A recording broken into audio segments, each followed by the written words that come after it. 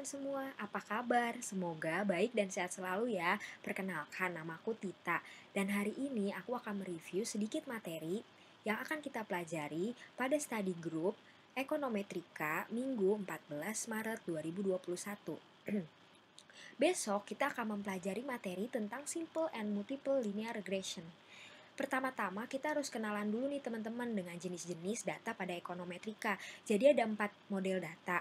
Yang pertama itu ada cross-sectional data atau kita lambangkan dengan YI, yaitu jangan lupa nih ada subscript I di sini, yaitu data yang dikumpulkan dengan mengamati banyak elemen pada satu titik waktu yang sama. Yang kedua, ada data time series atau kita lambangkan dengan YT, yaitu data yang dikumpulkan selama periode waktu tertentu, biasanya secara berkala, teman-teman. Yang ketiga, ada pooled cross-section data, yaitu dengan subscript YIT.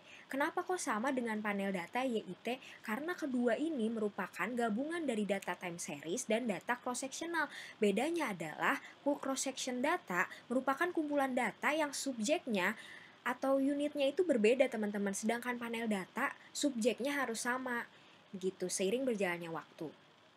Nah, kita kenalan dengan yang namanya Simple Linear Regression. Apa sih teman-teman Simple Linear Regression ini? Yaitu sebuah model untuk menguji sejauh mana hubungan antara satu variabel yang menjadi faktor penyebab atau bisa kita sebut X dengan satu variabel yang menjadi akibatnya. Nah, Simple linear regression model ini bisa juga kita sebut bivariate linear regression model dan two variable linear regression model, karena model ini hanya membutuhkan dua variabel, teman-teman, makanya kita sebut B atau two ya. Nah, sebelumnya kita lebih kenalan lebih jauh deh sama variabel dependent dan variabel independent. Apa sih sebenarnya variabel independent dan dependent ini? Jadi variabel dependent ini adalah variabel terikat, teman-teman, yang nilainya dipengaruhi oleh variabel lain. Jadi contohnya misalnya kita ingin melihat pengaruh pendidikan terhadap upah seseorang. Berarti upah seseorang ini merupakan variabel yang terikat karena dia dipengaruhi oleh pendidikannya. Nah, nama lain dari variabel dependent ini ada explain variable, response variable, predicted variable, dan regresan. Jadi kalau teman-teman melihat ada nama yang asing, gak usah kaget ya teman-teman, ini sama aja dengan variabel dependent. Nah, yang kedua ada variabel independent atau kita sebut variabel bebas. Nah, variabel bebas ini yang mempengaruhi variabel dependent, teman-teman. Jadi nilainya dia ini tidak berpengaruh pada tidak bergantung pada variabel lain. Kayak seperti contohnya tadi, kita ingin melihat pengaruh pendidikan seseorang, tingkat pendidikan seseorang terhadap upahnya. Nah, berarti tingkat pendidikan seseorang ini merupakan variabel independen ya teman-teman, karena dia mempengaruhi upah yang diperoleh seseorang.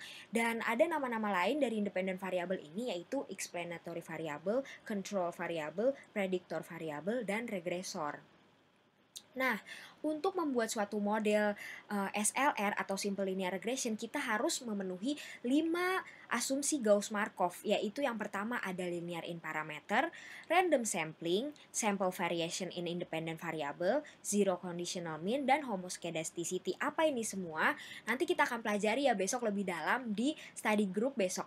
Nah, jika kita sudah memenuhi kelima asumsi ini, maka model kita bisa kita katakan blue, teman-teman, atau best linear unbiased estimator. Jadi estimator kita ini nggak bias dan bisa dibilang dapat mencerminkan populasi yang ada atau kenyataan yang ada gitu ya. Oke, nah yang kedua kita akan masuk ke multiple linear regression. Jadi apa sih teman-teman multiple linear regression ini, atau kita bisa sebut lah dengan nama lain multivariate linear regression, yaitu sebuah model untuk menguji sejauh mana hubungan antara banyak variabel yang menjadi faktor penyebab atau X dengan satu variabel yang menjadi akibatnya. Jadi nggak kayak seperti SLR tadi, dia hanya satu variabel mempengaruhi satu variabel. Nah, kalau ini banyak variabel mempengaruhi satu variabel. Nah, SLR yang tadi itu mempunyai kelemahan, teman-teman, yaitu tidak mungkin dan tidak logis gitu. Untuk satu variabel ekonomi hanya dipengaruhi oleh satu variabel saja, kecuali mungkin untuk kasus-kasus tertentu yang spesial gitu ya. Maka dari itu kita menggunakan MLR nih atau multiple regression model untuk mengakomodasi banyak variabel independen yang berpengaruh terhadap variabel dependennya. Nah, di MLR ini ada juga asumsi Gauss-Markov, teman-teman. Untuk nomor satunya linear n parameter sama, random sampling sama. Nah, nomor tiganya ini agak sedikit beda, teman-teman, yaitu adanya no perfect collinearity. Apa ini no perfect collinearity? Besok akan kita bahas di SG-nya ya.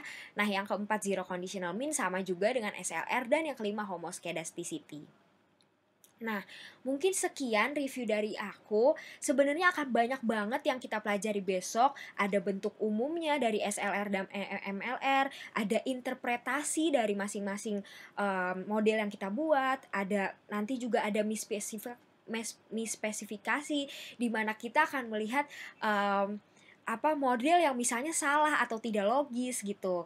Nah, jadi teman-teman jangan lupa datang besok di study group jam 4 sore hari Minggu tanggal 14 Maret ya teman-teman, karena akan juga kita belajar mengenai soal-soal dan praktek kestatanya langsung. Oke, makasih teman-teman.